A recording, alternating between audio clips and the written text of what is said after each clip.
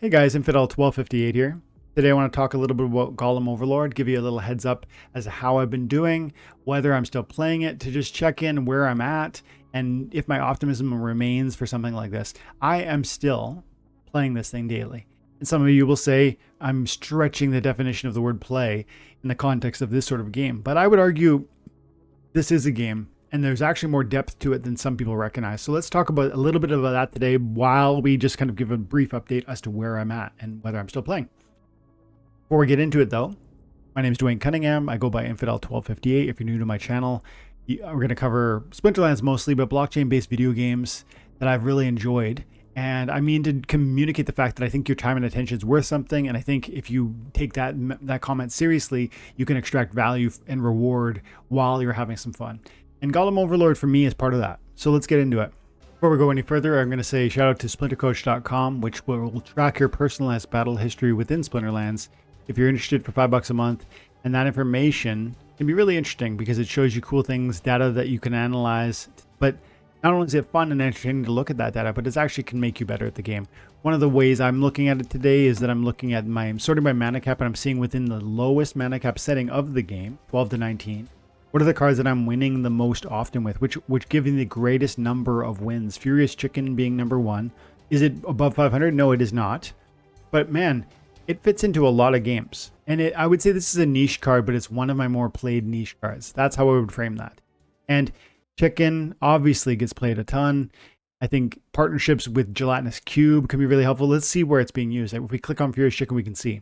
So it's being partnered right off the bat. I see how Dr. Blight's using it with respect to scavenge, right? You drop the chicken off there. When the chicken dies, the Dr. Blight's going to get one more hit point. And the Dr. Blight, one of its beauties is that it can get 10 hit points by the time it makes it to the front. And it's a tank because of that camo and its ability to stay quiet in the background.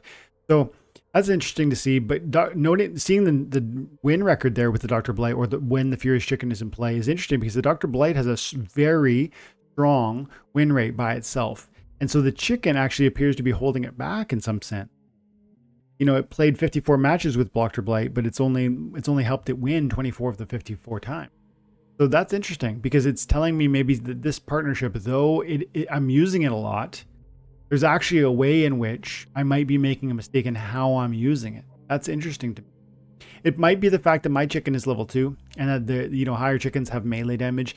So it's possible that some of my opponents in Champion where I'm playing have the melee damage output. It'd be interesting if SplinterCoach added later, and they've said that they'd be willing to do this if the demand exists.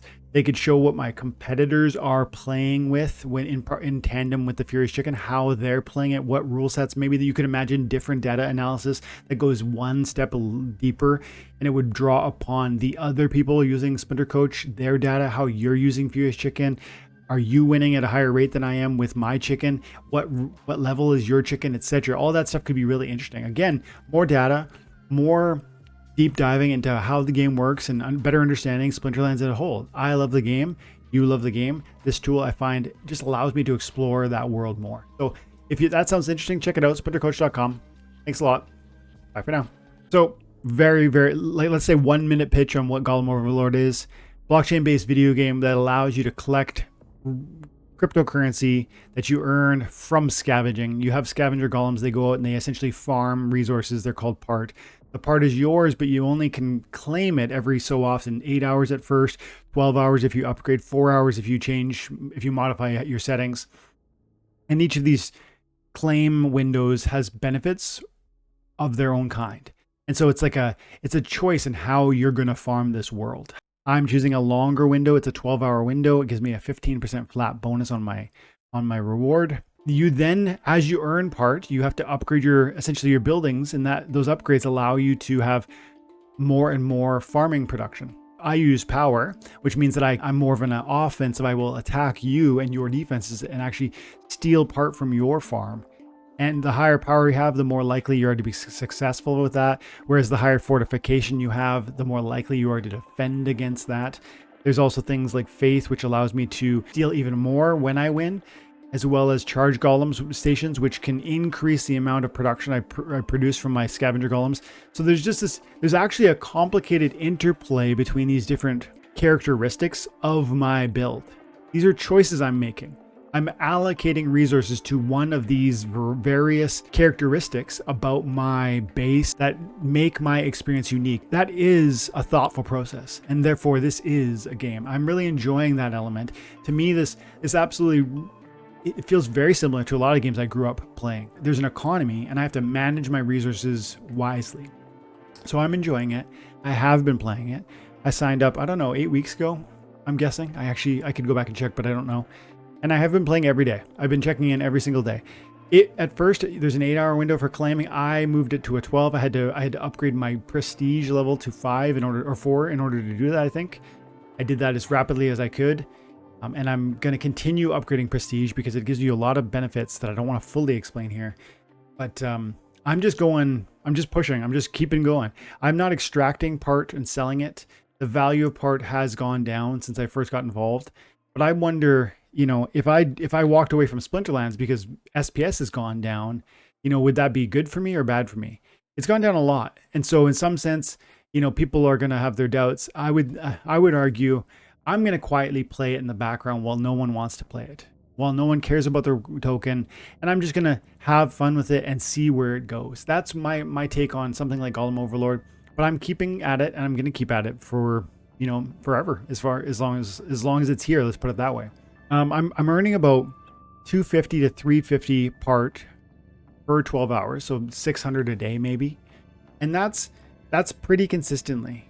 And yet I continue to upgrade my buildings, my characteristics of my buildings, my power, my fortification, my golems, charging station, my faith, etc., getting better and better and better. The trick is my opponents are growing, in some sense, as quickly or more quickly. So as you look at someone like Angry Chipmunk has been, look, you can see his rating. He's 2 million rating. That is such a high rating.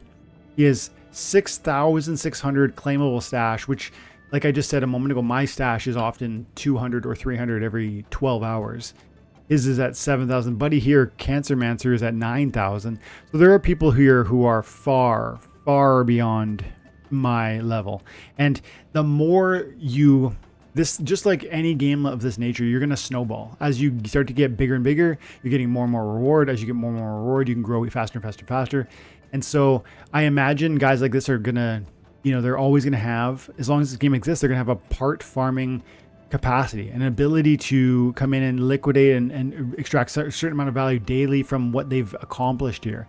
And they have accomplished something, right? They put in time and effort. They probably put up upfront cost in order to get that sort of, that amount of part so that they could earn what they're now earning. And if they stay on it, and if the game grows at all, you start to get to a place where perhaps there is some demand for the part.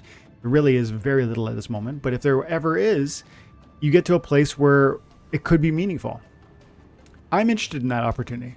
I like this enough to spend 10 minutes a day, 15 minutes a day, coming in, checking on, choosing my battles wisely. One of the things I do, another thing that makes this a game is not just the economy, the choices and direction for your economy. Yes, that's complicated, and the nuance and thoughtfulness of that makes this a game. But I think another level of this is recognizing the sort of the most appropriate enemies and maximizing your return when you're attacking, because that's one of the ways you're going to garner part. You know, you might search by your enemy's fortification level. You might search by your enemy's faith level. You might search by their claimable stash. You might search, you know, you might try to find certain people that are going to give you the maximum payout, and then fight them once, and then wait 15 minutes and fight them again. There's actually a lot of strategy that people who kind of dismiss a game like this are not acknowledging. And so you might criticize this game saying that part's not very valuable. I would have to agree. You might criticize the game and say it's not stunning, and from like a visual aspect, it's really it's zeros and ones in a lot of ways. Yeah, that's mostly true. But it is a game, and I'm enjoying the process, and I'm going to keep doing it, and I'm just going to see where this brings me, because I've been surprised before. Splinterlands was a surprise when we had a couple hundred users in Splinterlands, and you saw later that the game gained some traction and the assets appreciated. You know, your old amazing cards were selling for a penny or a half a penny. And in this game, you know, it could be something similar where these assets are meaningless because no one cares. No one's paying attention. But one day if they do, could that mean something? I'm okay with spending 10 or 15 minutes a day trying to explore that option.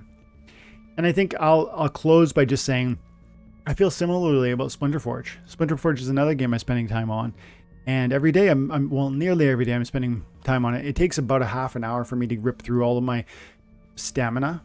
And I'll do that in the morning if I can.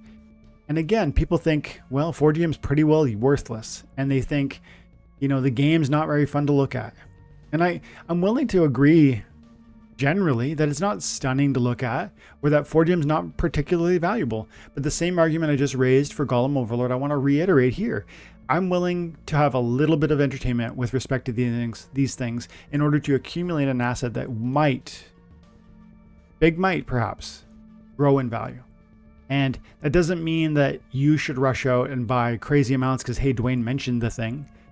But man, I think of Splinterlands, I think of Splinterforge, I think of Golem Overlord, I think of any technology, any game that exists in this space right now, and I think to myself, we are so early, even with Splinterlands. And to me, that's important because it actually points to possibilities. When we talk about could something like Golem Overlord or Splinterforge, you know, get significant in the future, I think I would say it's not really a yes no question. It's more like a probability question. Like what's the probability Splinterforge stays around and thrives? I think it's pretty solid probability it stays around. I think, you know, I'd give it like 80-90% chance that Splinterforge stays around.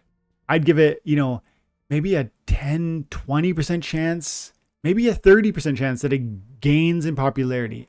That's where I'm at with Splinterforge. With Golem Overlord, I think it stays around. Why wouldn't it? There's no harm or difficulty in printing part, and the developers are going to be extracting part too. So, you know, in some sense, I think there's real certainty with these games existing and, you know, not going anywhere. The question mark is whether they multiply, whether they gain traction or not, like Splinterlands did. And I think the answer is, you know, you can't be sure, but I come at it from a place of, you know, what if it's a 1% chance? What if it's a 0.5% chance that they stick around and that they multiply in value? And it only takes a little bit of my time daily to just check in and make hundreds of these things. I'm happy to give that a shot. And you might disagree. You know, maybe you feel your time is more valuable than that. Okay. I hear people complain about Splinterlands rewards and they say their time is too valuable to play Splinterlands when you're getting, you know, 15 cents per win in some instances, in Champion at least, with the SPS prices being what they are. And the Soulbounds being priceless or no value to them. But I would argue, man, these things are worth more. The question is, when are you asking, you know, when are you trying to figure out its value? Is it today in 2023? Or are you thinking in 2025, what will the card values be for Splinterlands Soulbound rewards? And the same to me, I'm willing to say the same to Golem Overlord and to Splinterforge. Not to mention with Splinterforge, it's giving me the opportunity to access resources within Splinterlands if I want. You can sell 4GM for DEC. You can sell part for DEC. And the cool thing about Splinterforge being that it's like a double dip on your existing cards. So if you have Splinterlands card assets, they fight in Splinterforge. So I'll leave it there, but I continue to be interested in both of them. I'm continuing to play them daily, and I'm quietly accumulating a little bit of a bag in each of them. My hero is getting better and better in Splinterforge. My Golem Overlord stats are getting better and better every day. And I'm going to keep plugging away. And if I have to do that for 3 or 4 years, if this thing is still here, I'll be doing it. And then just wait and see. I don't know. I mean, maybe it ends up being nothing and I wasted my time. But I'll tell you right now, I waste time playing, you know, standard video games that give me nothing at all. With zero, not 0.5%, not 0.1%, not some probability of gains, zero probability of gains. And yet I play them daily. So I'm willing to take a shot at something that gives me a little bit of joy and has some, even slight though it might be, opportunity at price appreciation. And I feel that way about Golem Overlord as well as Splinterforge. And definitely, I don't think it's a slight opportunity within Splinterlands. I think there's a significant probability of gains here. But man, this is an exciting moment. Blockchain-based video games rewarding you for your time and attention is new. It's special, and I hope you're paying attention. That sounds interesting. If you enjoyed this video, if you watched till the end, like, subscribe, stick around, stay tuned. Have an amazing day. God bless.